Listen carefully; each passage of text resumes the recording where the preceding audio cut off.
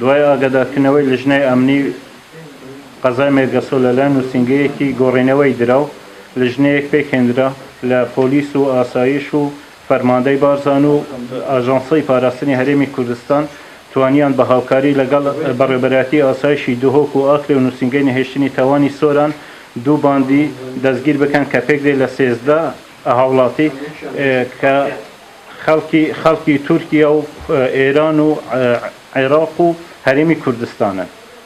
ئەوانە هەڵساون بەهێنانی دۆلاری ساختە لە دەرەوە هەروەها لەگەڵ دۆلاری ڕەش کە لێرە بە مادەیەکی تایبەت سپی دەکرێتەوە دراوتە بازاڕەوە. هەشتیان لەم سێزدەیانە هەشتیان خەڵکی هەرێمی کوردستانن کە لە شارەکانی دهۆک و هەولێر و سۆرانن و ئەوانی تریشان خەڵکی بەغدا و ئێران و تورکیانە لە کاتی ئێستا بەپێی مادەی 281 یاسای سزای عێراقی بەسەر بڕیاری دادوە ڕاگیراوە.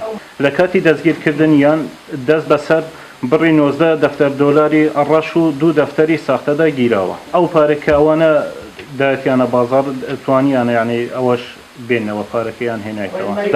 داوا لە هاوڵاتیان دەکەن ئەو کەسانەی کە ئەم جۆرە پارەی دەینن دیعای ئەوەی بڵاو دەکەنەوە کە ئەو پارەیە لە کاتی شەڕ ئەو پارەیە ڕەش دەکرێتن بۆ ئەوەی پاش دوای شەڕ بەکارنێنێتن دوژمن ئەوەی بەکاردێنێتن بەڵام ئەمە پرۆپاگەندەیە و پارەکە ساختەیە و ناکرێ بەکاربێنێت.